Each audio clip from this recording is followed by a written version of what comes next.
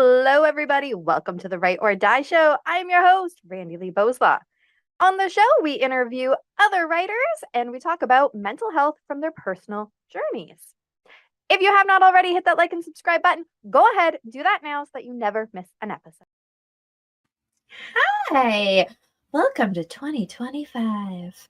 I know it's already like 8 days in, but this is our first episode of the year. So welcome to 2025. And I know you're like, hey, you're supposed to be on at 9:30. So I'm already not watching, but it didn't work out. So we are here with you at 10:30, and that's just the way it's going to be.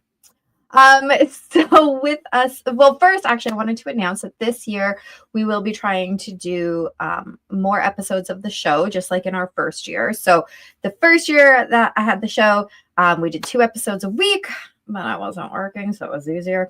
And then I started working, so we had to go down to 1 episode a week. So it's going to be still consistently 1 episode a week, but we're going to have a lot more bonus episodes randomly throughout the year that will be recorded. So that's kind of going to be really fun, and we'll see where it takes us.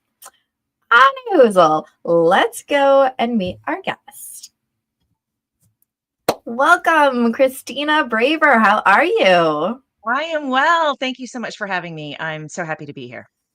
And where are you visiting from? I live outside Seattle, Washington. Okay. So that sounds chilly there.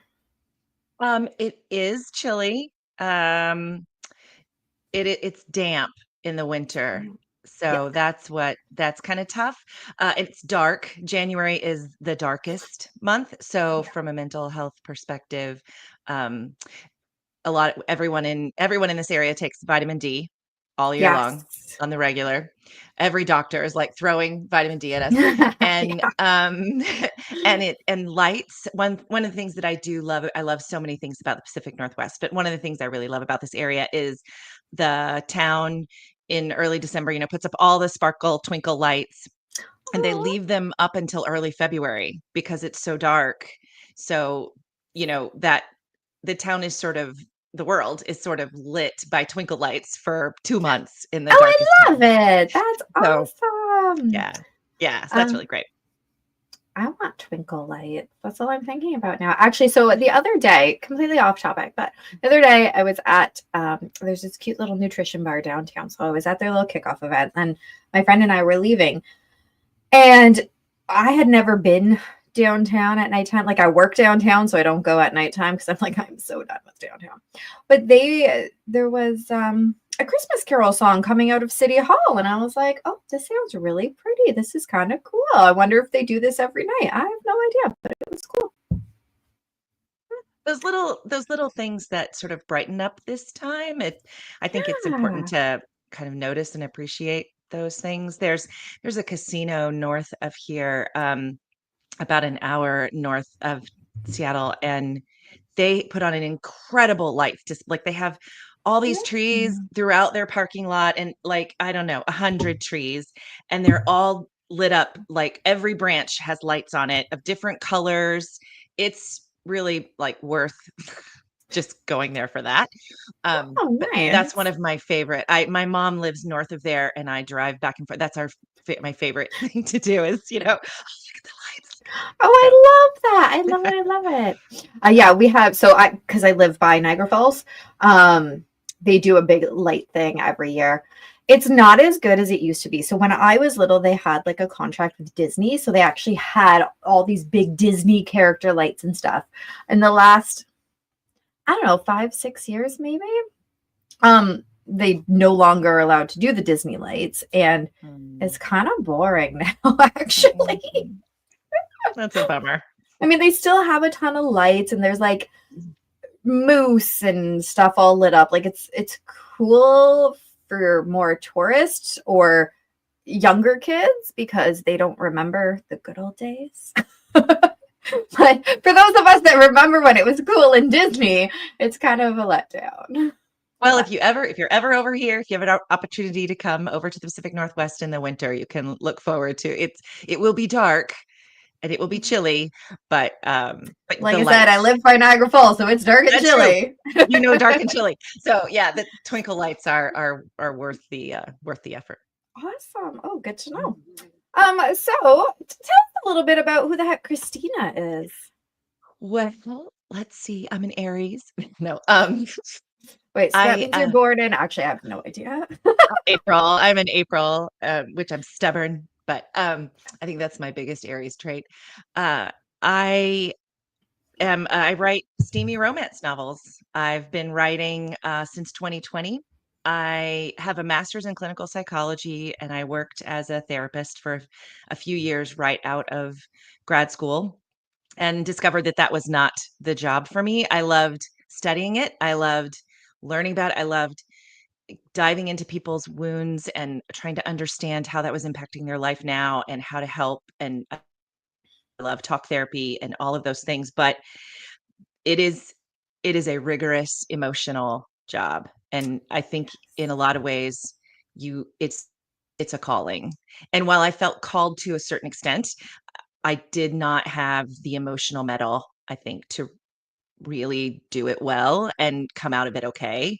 My husband, when my husband got advanced degrees, and it his first job after his postdoctorate, he got a job here in Seattle. We were in the Midwest, and he got a job out here, and so it was an opportunity to change. I was going to have to relicense and the whole thing. And he's like, "Look, I don't think you should do this job anymore. Like, it's not working." And we kind of sat down and talked about what I was going through, and sort of the emotional toll that it was taking. And just I was becoming harder, like disengaged and not, uncompassionate. Is that a word? It is now. Discompassionate. It is now. Um, y- y- it was having an impact on me, as my outlook on life and my attitude. And he's like, you're just different than you were, and I just don't think this is working for you. Like, why don't you take a break? And then you're gonna have to relicense anyway. You're gonna have to go through this whole stuff. Just take a break. And I did take a break, and I never went back. So I mean, he was right. I knew he was right at the time, but I didn't want to admit it. But Right. Well, when you go through all that schooling and all that work to get to it's hard to be like, oh, whoops. yeah, this was not the right career. But I my last job in the Midwest, I worked at a hospital in a cancer center, and that was really the best, most rewarding work I'd ever done. And so I was like, well, I would like to work in a hospital in some capacity of Mhm. service. And I ended up taking a temp job with a company that did software installations in hospitals. And then I Oh, ended up staying there with that tech company for 20 years. And wow, nice. working with hospitals and working with the staff that doesn't cut, doesn't heal, the staff that makes the hospital run, the staff that keeps the lights on, that keeps the ventilators working, that makes sure nobody Mhm. breaks into the system, but they're relegated to a basement office, no windows, 'Cause we four don't men wanna shoved in. see you. We don't want to see, and I mean, this was 20 years ago, 25 years ago. There were still hospitals with separate lunchrooms for doctors. There still may be hospitals with Really? separate lunch, so hospital structure can be challenging. That environment and culture can be challenging. And so Yeah. it was actually a great opportunity for me to use my skills in sort of reading people and understanding people and their struggles and working with them. And it was funny. And of course, I worked in an office, and someone said to me one time, what is it like to have a job where you don't use your degree? And I said, what makes you think I don't use my degree every day at this job? So on that point, because it can be really disheartening when you realize that what you went to school for and paid oodles of money to go to school for isn't for you. Because I was the same. I Mhm. did community injustice and psychology, and I was an employment counselor for a few years, and I went, no. But and of course, at first it was like you said, it's very like, oh, disheartening and like, oh my gosh. But I use my education every single day working at a driving school now. Like I use it every day and it has absolutely nothing related to it. And of course, my show and the books that I write and stuff, that all comes into play. Mhm. So you never know when you're going to use information. And in all reality, education is never a bad thing. the debt it comes with. But education Yeah. itself is never a bad thing. And if you're feeling like, if anybody listening and they're feeling like, oh, I've wasted 5 years of my life getting this degree and I hate it, you know what? You never know what that education's actually going to bring you. You just Right. don't know. That's true. And I have a 17-year-old who is applying to colleges right now, and I have a 21-year-old who is in college. And, I talk to them about, like, you do not have to know what you are going to do for the Yes. rest of your life. I'm like, look at me. I was a therapist, then I was in IT for 20 years. Now I'm a steamy romance novelist. Like, Right? I'm a living, walking proof that you don't know what you're going to do when you're 18 or 17 or 22. Like, you don't know. Yeah. So if anyone's out there thinking, oh, I have to know what I'm doing with the rest of my life, or I have to have it all planned out. No, you don't. You're going to be just fine. No, you don't.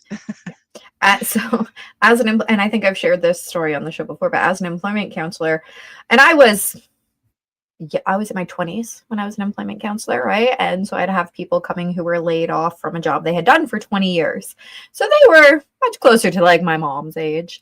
And Mm-hmm. of course, they'd look at me at first and be like, oh God, this little girl's going to help me. I actually had somebody say, like, after I helped him get a job, he goes, honestly, when I looked at you, I said, how is this little girl going to help me? But you know what? You really have. And I went, oh, thanks.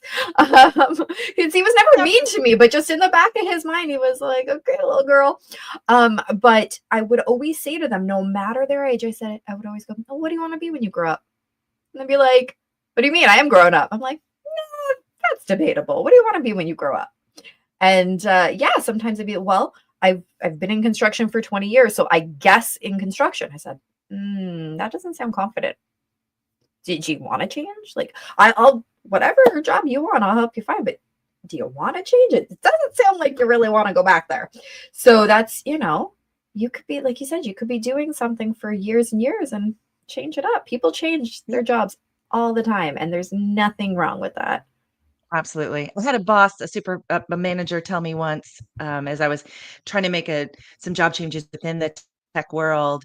And she said, what is the stream of what you've always done? And I was like, what are you talking about? And we talked through this and realized that it is that I want to be of service. I enjoy working with people. I want to help people. I enjoy engaging with people. And I like being an expert in something, so we sort of talked about how, that was one of the things I really loved, going into the hospitals and saying, okay, I got you. I know that this looks scary, but it's all going to be fine. And I'm going to hold your hand and everything's going to be fine. And so, I really liked that aspect of my job. And as I looked back, like as a therapist, as a tech person, implementation manager, and leader in that field, and then as a writer, I love learning about people's wounds and getting engaged with people and working with them and talking with them. And as a writer, some of those people are not real. They're not actually walking around in the world, but they are, they're real to me. And they're sort of an amalgamation of some real people that I've read about or learned about. And that's sort of my process as I start to write a book, is I try to think about, well, this is an interesting issue. This is an interesting issue.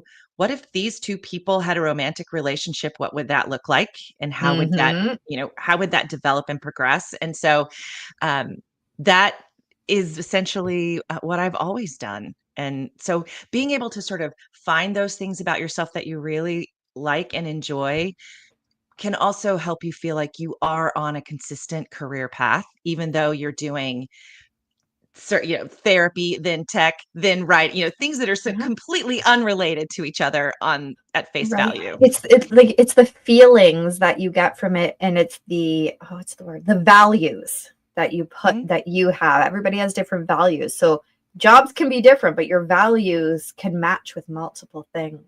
Absolutely. Absolutely. That's a great point. Yes, we used to do like value inventories and stuff. So to help them figure it out. Yeah. So as you're going through tons of changes and stuff, obviously life goes, especially when you got children.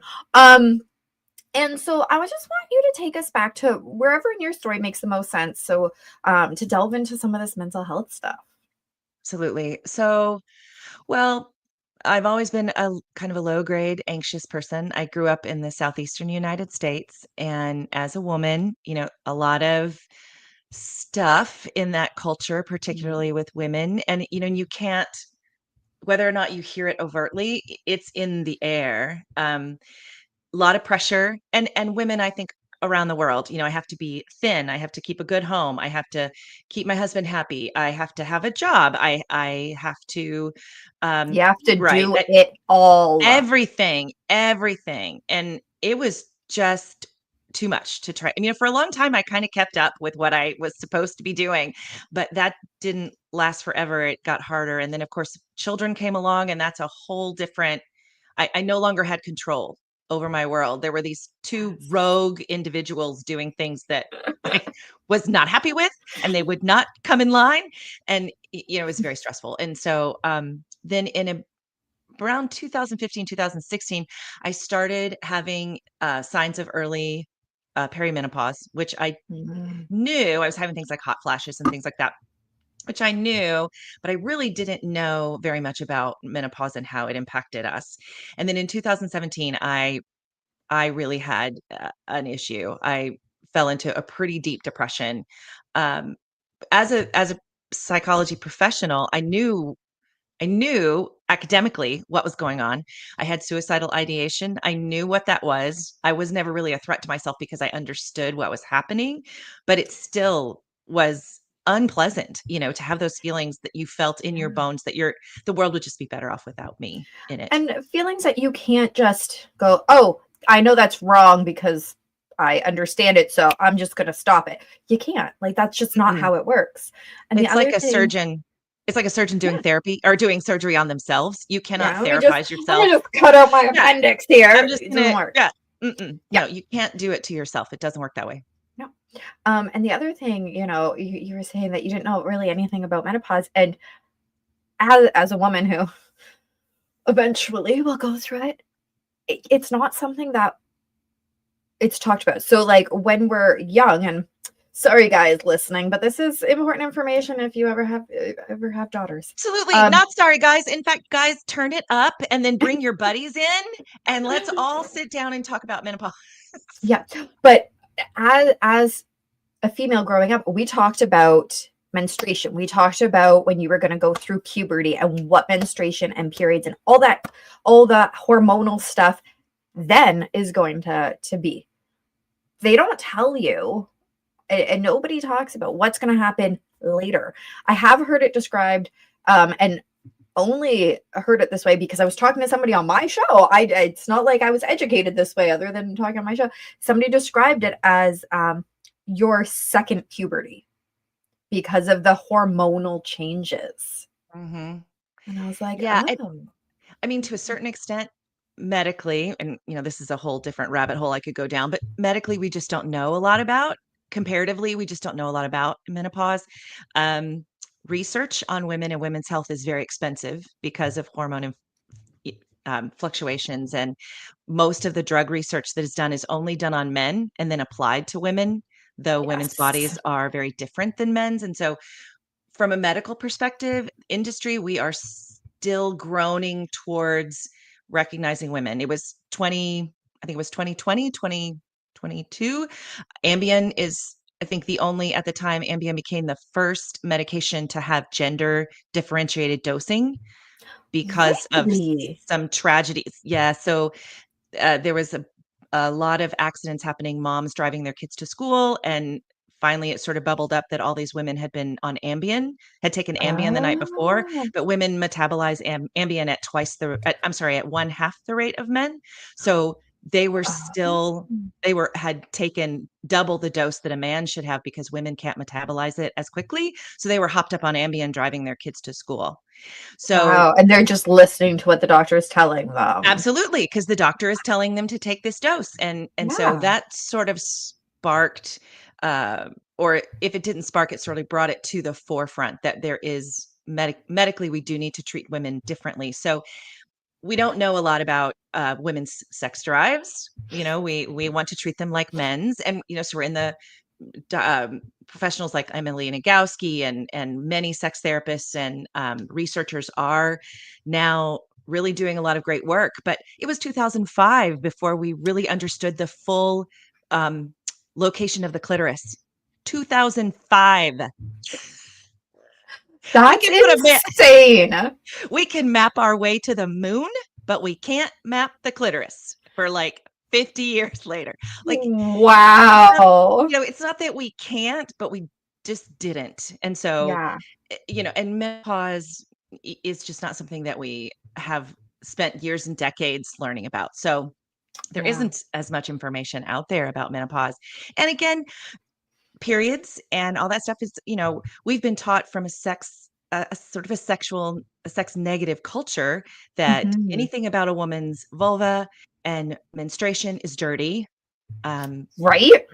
We're not going Yep. to talk about it. It's in poor form to talk about that. Which also doesn't help our young women be okay with their body. Like, it's already bad enough that you have all these images of what you're supposed to look like, but then it's also don't talk about your parts, don't Mhm. ask questions, don't, and so, how do you know something is maybe amiss and you need to go to a doctor because you're not allowed to know anything about it. So whatever you're Absolutely. feeling is normal because nobody is telling you what abnormal should be or whatever, and it's very dangerous. It is very dangerous. And one of the things we talk about values, something I'm super passionate about. Growing up in the southeastern United States, I didn't have sex. I had no sex education in school. Really? None. And I so it just mean, wasn't we part. make fun of the South's education, but oh, Again, this is 25 years ago. I would like to right? believe that Yeah, of hopefully they've course, progressed at of this course, point. of I course. don't have information that to either Right, deny or right. confirm. But to say that I don't have a lot of great faith that it's great there. Yeah. I don't know for sure. Maybe it has improved. I'm hopeful. But my journey, I didn't have a lot of or any sex education as part of my health curriculum. Mhm. So I in that sex negative world, sex and sexuality was something that was really somewhat mysterious to me. So then having that psych background, I obviously delved into this capacity in our lives, right? And learned a lot and have grown. And it's a point of interest for me. So I one of the things that I really try to do is put out a lot of sex positivity in my writing. And the first book that I wrote, the heroine has severe endometriosis, which Oh, I um worked with somebody who had it because I had never had heard about it before, and oh, the amount of pain that she was in. absolutely. Mm. 6 million women in the United States suffer from endometriosis, and we never talk about it. And one of the things that one of the complications is that it causes very painful sex. So a lot of these women are not having pleasant sex. They're not having very much sex. Uh, they certainly, I can only imagine, have some difficulty around sex and sexuality just because of all the pain that comes with it, and you can't talk about it, and you're supposed to be this, what is it, a lady in the street and a freak in the bed that Usher said. Yes. Just you have all that pressure coming at you, yet it hurts so bad. So the heroin, and many people with severe endometriosis, they have to have hysterectomy. That is the Yes. cure. And I'm sorry, my phone is being crazy. So that is the cure. And so my heroine, she ends up having to have a hysterectomy at 25 because her case is so severe. And she's like, well, I can't have this part of my life. I'm going to go and explore this sex thing that everybody keeps talking about. And she meets a guy who thinks he's got sex all figured out, but it turns out women are complicated, and what works for one might not work for another. I know. So anyway, it's just that was a passion project for me, in a way to sort of get that information out. I do know women who have had this experience, have had to have a hysterectomy before they were able to have children. Um, and as women, we certainly can't say, oh gosh, am I a whole woman if I don't have all the parts? You can't say that out loud in public right now, but No, and so I did already have kids by the time I had my hysterectomy. Mhm. It was cancer related, not endometriosis. And we had already my husband actually had already had a vasectomy. So like we were not having more kids. But the emotional toil it takes to have the choice taken away from because of a disease, because of an illness, is very mentally confusing. Mhm. Because again, you've made a decision, but now even though I've made this decision, I can never go back on it. Like, what the heck, right? Mhm. Or just I can never donate my eggs. I could never be a surrogate for someone. Like, things that had never really crossed my mind before, but now all of a sudden, again, the choices are taken from you. And Right. when choices are taken from you, there is a very big grieving process, I feel Mhm. like, and Mhm. it's not talked about very much. It is something that when I would go to the cancer hospital, they talked about. They made you fill out a form of how you're feeling, because with cancer a lot of times there's depression around there. So Sure. but it's, yeah, when you're saying that, I'm like, and when you, because I wasn't in my 20s, but I was 30, just 30. So Still how is childbearing that, age, right? Still right? childbearing age, right. And it's very um like I said, there's that grief, but then you had said about how the sex afterwards, and it was like I didn't feel like me, right? So then having sex just felt not me, right? Like it Mhm. was so very confusing more than Mhm. anything else. And so it made me feel like, what the heck? And am I now defunct because of this? Like, completely defunct? Because it does have a very big impact on how you feel about yourself in a sexual way. And Mhm. you don't it's so hard to describe. Like, I'm having such trouble finding the words because it, it isn't something that I had ever thought. Because when they said, okay, you have cancer, you're going to need to have a history, I'm like, okay, just take it, right? Like, just like, let's get rid of it. Right. Go ahead. I don't need it. Let's clean house. How much weight am I gonna lose from this, right? Right? Like, just, right? But then afterwards, you start thinking about the repercussions and how it's actually impacting you. And it does play with your mental health hugely. And I suggest any woman um, who has to have a hysterectomy, whether it's from cancer, endometriosis, whatever the reasoning, seek somebody out, whether it's a therapist or somebody you can talk to. Don't just be quiet about what you're thinking and feeling, because it's awful to hold it in. And the one day my husband said something, I can't remember what now because this is going back 6 years or so. He said something and I finally word diarrhea out at him, and he's like, oh, I didn't know that's how you felt about it. I'm like, yeah, I didn't really know either. Right? So Right? it's very tricky. And if you do have a spouse, or you find one later and you have those feelings, share it. It might be hard, but it's harder to keep it in. Absolutely, absolutely. And what I learned in that experience of having that depression, it took a while to find the right medication. Yes. My Western doctor was SSRIs, Zoloft, That's your Prozac, typical. Yeah. your typical go-to, right? And those weren't working. And he's like, I don't know. I'm gonna have to send you to a psychiatrist, which is fine. But meanwhile, I had also, talking with my contemporaries, I had gotten the name of a great naturopath, and she was actually the person who prescribed the antidepressant that became effective, because the antidepressant that I take is not an SSRI. So it was not indicated for depression specifically, or anxiety, in depression that came along with anxiety. But she was like, I've had some success with this, try this. And it was actually the game changer.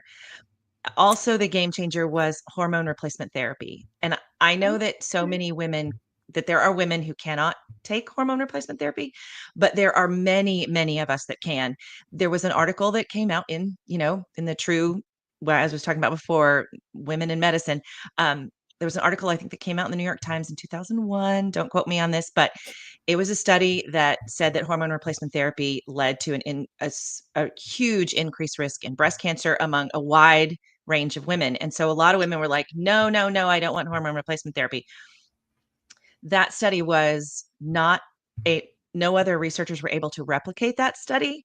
And about Oh. 6 months later, a report came out that was sort of in the back of the New York Times about how that study might have been a little bit overzealous.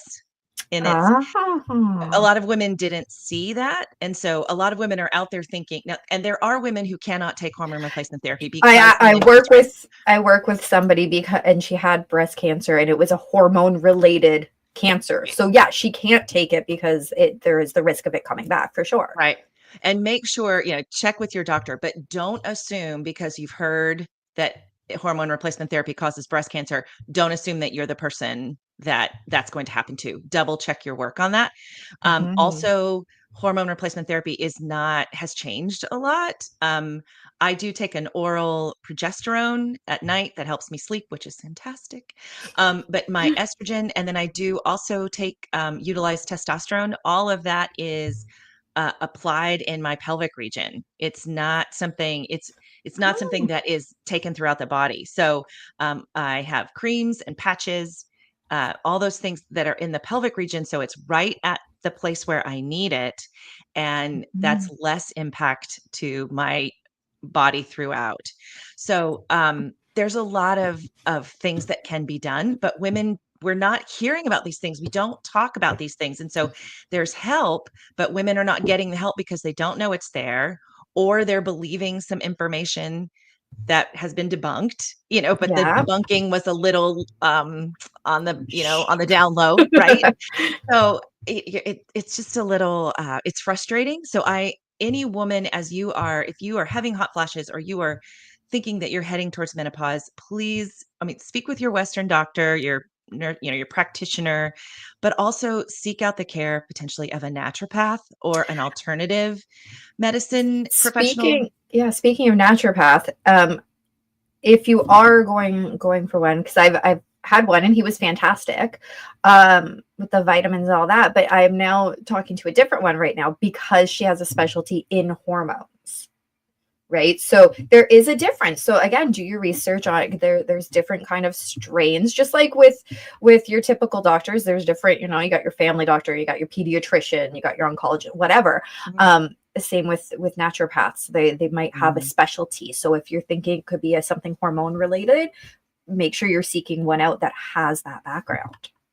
Even if you're approaching the age, like I'm fairly early. I'm 54 and I've been in menopause, postmenopausal for almost 5 years. Like I was young going into it. So, and perimenopause starts years before we even realize that's what's happening. Can start years before we even realize. So, all those times I was having hot flashes and thinking it was no big deal, my body was saying, "No, you need to pay attention to me. You need to pay attention to this. Let's talk about what's going on with me because this is only going to Yes. get worse."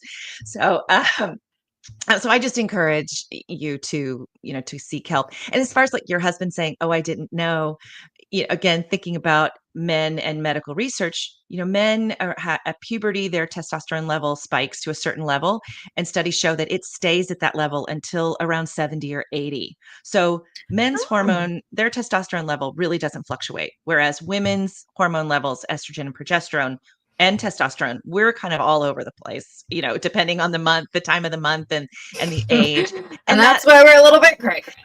that's what makes us complicated, and that's a lot of, and we're Ooh, expensive. complicated. I like We're that. complicated and expensive to be test subjects. And I understand, as someone with a history and background in research, I understand why that's expensive, but I also understand it's important, and sometimes we need to spend the money.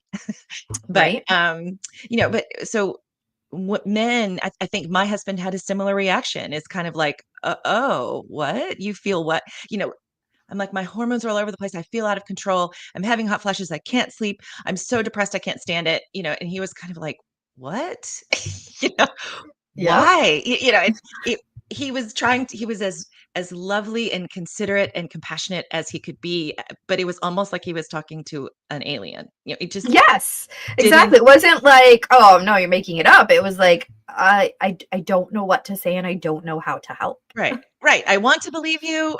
What you're saying doesn't make any sense. I have no Yeah. idea how to help you. I'm a man. I'm supposed to provide and fix and do, and I can't provide or fix or do for you in any Yes. of this, and so all of that, sort of complication comes in as well. So I'm not surprised. So men out there, yes, listen to this episode and pass it on to your friends, and let's talk about menopause because I think men need to it a man partnered with a woman, or a vulva owner, however they identify, if it's important to know these things are going to be happening to your partner so that you can not be so terrified. I mean, I do think my husband was at first sort of like, oh God, what is going on with like, yeah, what is going on with her? So, and I think that's scary for our partners too. So I think information and education, as you said earlier, is always good.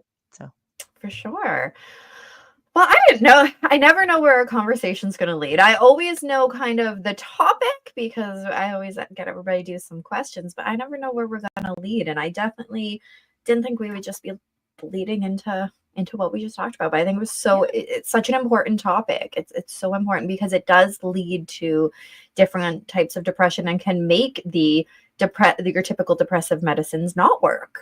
Right. And that's really important to know because finding a proper medication for mental health without a hormonal issue is hard enough, right? People can go through so many trials and you get so many different side effects and it takes a few weeks before you even notice if there's a change. And then if there is a hormone issue on top of trying to find your mental health medication, I mean, it's a nice puzzle that we just can't seem to find the pieces to.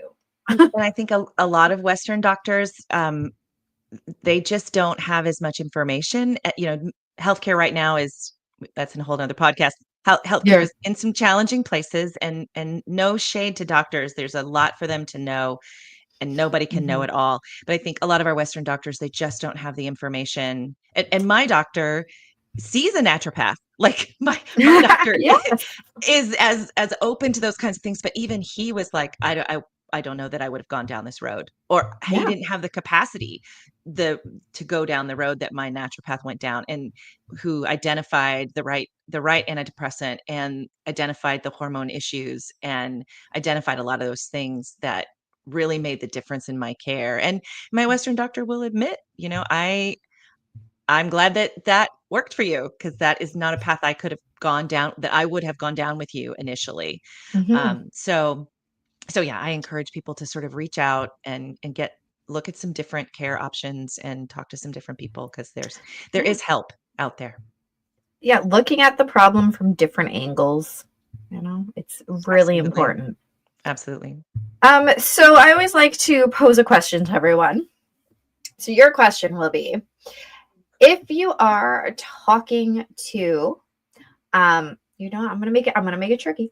If you are talking to the partner of an individual who's going through, they're not even sure what would you tell the partner? Because I think our whole episode has really been talking to the individual, but what would you tell their partner who's going, I don't know what to do to help, and I want to help, but I don't know what to do?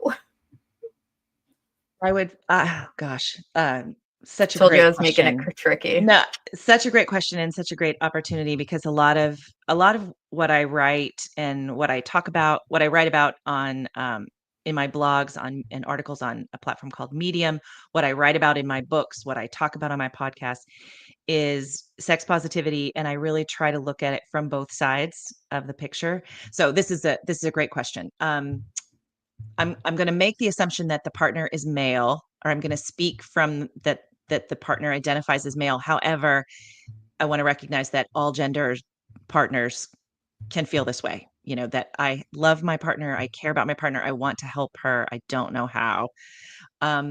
First thing is to just communicate to your partner that I love you, I care about you, I want to help you figure out what is going on with you. I'm with you. I don't understand. I'm a little frightened because I usually have everything under control, and I don't have everything under control here. I don't know how to help here. And particularly if you are identify as a man, or if you're cisgendered as a man and grew up in this culture, you grew up in a culture that told you have to take care of everything.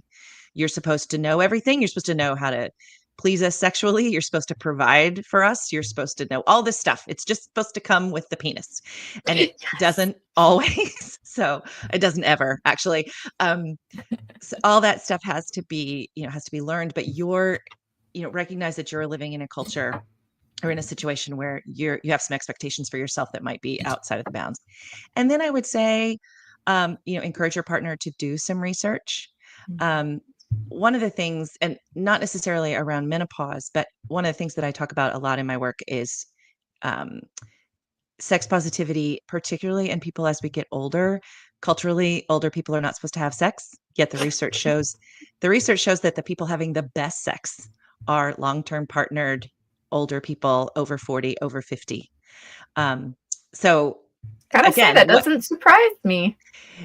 it's not surprising when you think about it. You kind of think about what goes into having a great sexual experience. Is it, a trapeze artist, gymnastics, or is it, that only a 21-year-old like super sports guy can actually deliver? Or is it that connection with your partner, knowing your body, knowing your partner's body, being comfortable with your body, and you're being able to let go of all of the shit that is around us on a Hmm. day-to-day basis and just really focus on the pleasure and the feelings, that's going to lead to magnificent sex. And that's something that comes with age. Um, but I try to talk about that communication and then education, and reading, like get educated, start Googling if nothing else, and start looking for information about menopause, read what you can, and then go deeper. Start reading books by sex therapists, and or any sex professional, or gender professional, or menopause professional, or women's health professional. Like, really try to focus in on some resources that are going to be specific to the issue. Um, my husband and I, in part of that depression episode, and shortly after that, my son went through some mental health challenges as well, and Mm. parenting just became too much for us, and sex was the last thing on my mind. Oof, been there, yep. Right. And it wasn't necessarily the first thing on his mind, but it was not the last thing. And he's sort of like, hello. So, Yeah, I'm still he's here. like, yeah, I don't want to pressure you. However, um, and one of the things that he did that I just love him for and appreciate so much is he independently went out and started reading books by sex therapists and doing research on Wow. why older women struggle with sex. He read articles, and he would say, I think you should read this article. I think you should read this book. And together, like, he kind of started that education of like sex later in life. We'd always kind of, we're both in psychology, so we've always read, different books. And I don't want to say self-help, because that kind of is not really the truth, but information, non-profit, or obviously nonfiction information. So we've always been reading that, but he took it upon himself, and I just thought that was the greatest thing. And so I would say to a partner, admit how you're feeling, and then don't be afraid to do some research and find out. Let your partner know that you're with them and that there's going to be a solution. It's just going to take some time to find it, and you're there for them. I think that's what I would say. I love that answer. Well, now tell us about your books. So I write steamy contemporary romance, small town, typically set in a fictional town here off the coast of Washington. Some islands off the coast of Washington, which are gorgeous. But because I read myriad books by sex therapists, I try to put real sex tips and sex information into my books. And I try to put, like I say, real information. For example, one of the things that really kind of ticks me off about romance novels is all the heroes have big dicks, and it's fantastic, and that's a fantasy, and that's great, just like the porn fantasy of 3 pumps and she comes. Like, that is a fantasy, that is not real, that doesn't really happen. Yeah. No shade to those fantasies. Those fantasies are there for a reason, and that's great, but let's recognize that that is a fantasy and not real.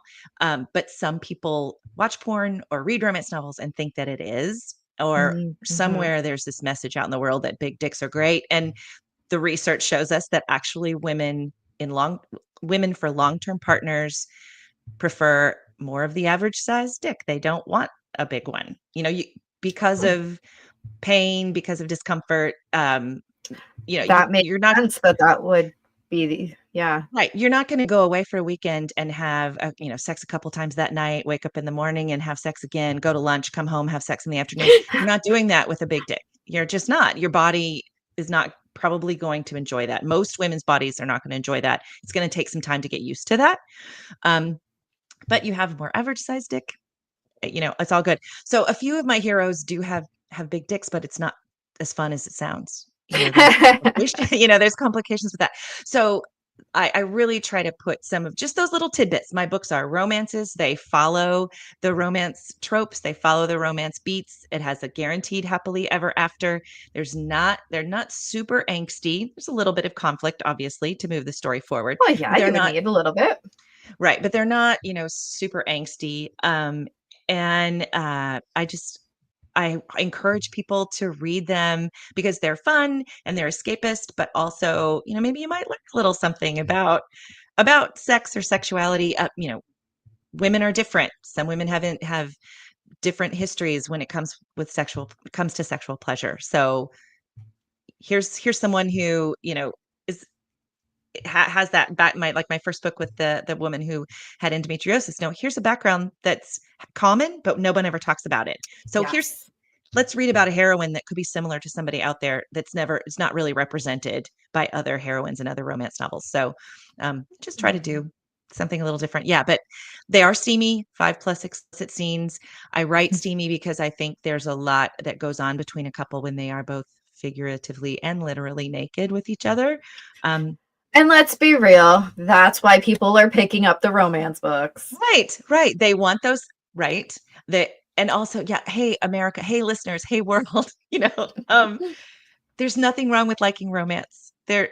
And just because you like romance does not mean that you are not smart. There are tons of romances out there that are written for smart people, by smart people.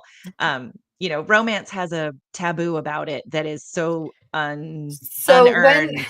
when I started reading romance, I did not tell anyone that I read them. Now I'm like, it's one of the genres I actually like. Like, it's not the only genre I read, obviously. I read pretty much everything, especially doing book reviews, right? I read whatever people send me. But when they do send me a romance, I get a little bit more excited because I'm like, oh, I know. I kind of know that I'm going to enjoy this. Same with when they send me horror, though. I also love to read the horror genre. So, Right. there's you can like lots of different things, and it's okay to be like, yeah, because most people have no problem going, I love chick flicks, which I actually hate chick flicks. I don't. But Well, I I don't like to super love the read term. romance. I love reading romance. So it's all right. It's all right. You can admit It's it. absolutely all right. I mean, why is it okay? Some people say, oh, I don't like romance because it's unrealistic. It's Well, smut. I love that word though. I'm like, I like my smut. yeah, I mean, so Princess Leia in a gold bikini in front of Jabba the Hutt is not smutty. Oh, it is. It Is totally it? is. And the Millennium Falcon that's realistic. You know, it's beloved. That's beloved. You're considered like in the know if you know those things and love those things. But yet the same concept is not applied to romance. Is it because romance is predominantly written by women for women? I'm not saying that that's why, Never but thought let's about just that. have a think on that. It's funny when I do book signings, sometimes I'll have people that all genre book signings that are not specific for romance. I'll have people, approach my table. I'm like, oh, do you like romance? Oh, no. So I'm like, I can see you. Like when you say that, Right? I can see you over here taking a peek here. Come on. I mean, or just like they just make this face like they tasted something sour, and I'm like, but look, I've got this. I write real steamy romance. It's right there on my banner, and you've got your nose turned up. Like I can see you, but it just cracks me up. But People are yeah, funny. People are people are funny. funny. But yeah, there's nothing wrong with reading romance. And sometimes I'll have people come up and I'll say, do you read romance? Yes. Do you read steamy? Oh, yes. And they want to know how. Just tell me. Right? And I'm like, hey, let's get into it. So, yeah, I think we need to be more open and sex positive, and romance is a way. Reading romance and being out about it and being open about it. There's nothing to be ashamed of. I think that's a step forward, one step forward in making the culture and the world a little bit more sex positive. Yes, definitely. And where are people going to follow you? You can Wait, follow and me on. what are some Oh, titles of your books? If people are going to look for them. okay, yeah. So my series, I have what's called the Perry Harbor series, which is 6-book series of interconnected standalones. So you can read them in any order. The first 3 books are 2 brothers and a sister. The second 3 books are their friends. And so if you want to, you can jump in at the first book, jump in at the third book. I mean, you can really jump, or I mean, sorry, jump in at the 4th book. I mean, you can really jump in anywhere, but those are the first book and the 4th book are good places to start, are equally good places to start. My most recent release is called Your Hero, which I highly recommend, and I highly recommend all of them. Then the that so my Euro is has a little bit of light suspense in it. Usually my books don't have light suspense, but I try in my books to, talk about sex positivity, but to also bring another component. And for example, this hero is an elementary school teacher and she is a chemical engineer at an oil refinery. So they both work in worlds that are assumed to be of the other gender. And so what, or to an opposite gender, what complications does that bring into their relationship and into their world, in addition to some of those the healthy sex ideas?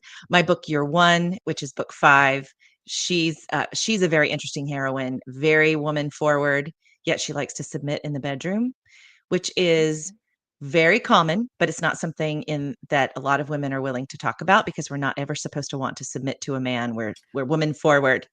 So I just read a book, and so because I do book reviews and people just send me their books, I don't usually know what I'm getting into at first, because I'm just like, I love all books. Okay, I just love all of them. There's been very few that I'm like, wow, this is so horribly written. I don't know how I'm gonna say this nicely.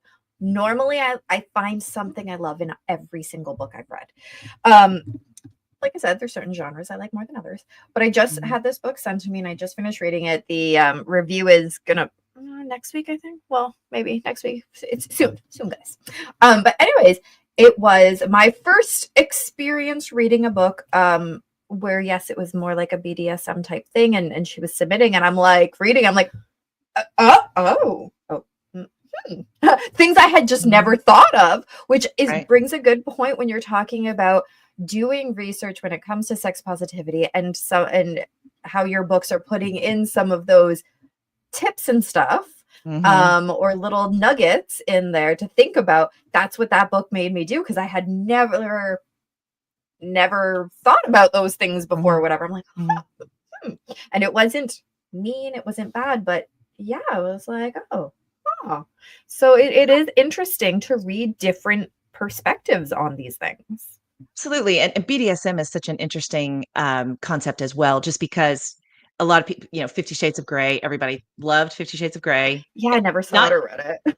Not great. It's not greatly written. I mean, a lot of people talk about how it's not greatly written, but I it, did it sold hear that. 163 million copies worldwide. So that's something, she was hitting something on the head. And what it was some very common specific fantasies that have nothing to do actually with bondage and submission and dominance. It more has to do with the fantasy of the bad boy reformed, because the main character falls in love with her, and and he's like the ultimate bad boy, right? He ties her up and he's mean to her at first, and then and the fantasy of not having to have any responsibility, you know that as a woman in my 40s, early 40s, when I was reading that book with 2 small kids running around, I don't know, a man who comes along and says, for the weekend I'm going to do everything for you and all you have to do is allow me to do these things to you, I would give that some serious thought. Just because, Right. Yeah. at that point you're like, you're going to take all of my responsibilities away from me and I don't have to do anything or worry about anything for 48 hours except for how to please you sexually. Now that is an offer that I would entertain. Right? It's like, somebody's gonna So cook and clean, do the dishes, the tell me laundry. what to wear, when to go to sleep, when to wake up. Like, I don't Yeah. have to think about anything. I mean, Sounds like a that's a little fan, vacation. right? I mean, I don't want that life. I don't want that life. I don't want that in real life, but the fantasy of that is like, Right? Well, that might be kind of good. and that's what I mean when I'm saying I read this other book. There's not that I'm reading it and going, I definitely don't want to live that life, Mhm. because I am way too stubborn for that. But like, yeah, she would go in her room and you're gonna wear this to dinner, and she's there. The author is expressing what the dress looks. I'm like, that's freaking gorgeous. Yeah. Well, I want that. I want to just walk in my bedroom and this is what you're wearing, and I don't have to worry about it. It fits like a glove. And oh, yeah, the Right. fantasy of that. I was like, huh, I had never considered these things. Right. And Right. huh. And I think for for Angela in year one, she's this woman power, super out and vocal. And the idea that she likes for her partner she likes her partner to call her baby girl. And and those kinds of things, she doesn't necessarily call him daddy, but it's that idea of somebody who's going to take care of her, that she can let go of those experiences. But she wars with herself because that's not really what she's supposed to like. Yeah. But the truth is, like, in the privacy of the bedroom with your partner, that is the best place to explore those fantasies, right? And it's a key component of having magnificent, healthy, great sex is to be able to be your true self and let go of those inhibitions And have and that trust with the right, have that person, right? exactly. With that's one of the reasons that those people with experienced partners, long-term connections, they have better sex because they have that trust there and they can really, let go. So the book that I spoke about earlier with the heroine who is recovering from endometriosis is called Your Two Lips. And that is the first book in the series. So, but again, you can jump in anywhere. They're all a little bit different. So take a look at the blurbs and see which heroes and heroines you might identify with. But yeah, I hope that you'll check them out. Everyone listening, check them out, read them all. Yeah. Oh, just get them all. Yeah, just get them all. So going back to the other question, and then I remembered we hadn't said the titles of your books. Where do people follow you? Yes, you can find me on Facebook at Christina Braver Romance, also on Instagram as Christina Braver Romance, and you can find me on Medium at Christina Braver, and that's Christina with a CH. And then my website is a great place to start. That's just ChristinaBraver.com. Links to all my books, information about my books. I also have a resources tab there with all the books, or a lot of books, not all, but a lot of the books that I have read in doing my research, and a lot of the books written by sex therapists, women's health, some other sort of miscellaneous titles that have informed my character building. And so I encourage people to take a look at the resources tab. And the bonus tab has some free short stories. So if you just want to check out my writing and you don't want to pay anything, you just want to do a quick short story and see if you like the way that I write, you can check those out. And I do have to say, going back to, I once had someone tell me in a bookstore, she's like, I was reading this romance novel and I just couldn't be her editor anymore. And where you read and you find so many typos and you find so many things. And you're going to have that, but my books are professionally edited, and it's very important to me that I try to make those as error free as possible. So there's still errors there. Everyone's not perfect, but I hear you. There are some romance novels that I want to throw out the window because I'm like, did this person even read their own book? But this is draft one. Can you take it back? All right. So I do try very hard to make sure that all the I's are dotted and T's are crossed. You'll find some errors. Please let me know if you do. I want to fix them. But you'll probably find some errors, but I really try to make them. If you're going to spend money on this, I try to make it worth your while, worth your money. Of course. Well, thank you so much. This was not, like I said, this was not the conversation I thought we were going to have, but I thoroughly enjoyed it. Me too. It kind of wasn't what I was expecting, but I love to talk about all of these related topics. And I'm glad we talked about menopause. I think that's a super important aspect. And it was a super important component of my mental health journey for sure. Exactly. Yeah. So thank you so much for having me. I had a great time. Thank you so much. You're welcome. Thank you. As always, thank you so much for the amazing guests that we have on the show. Be sure to check out their links down in the description below. If you want to support the channel, go ahead and check out our merch store. We've got some very cool things on there. That's my favorite. Sorry, I'm busy ending the stigma. But there's some other very cool designs. 10% of the proceeds always goes back to the Canadian Mental Health Association.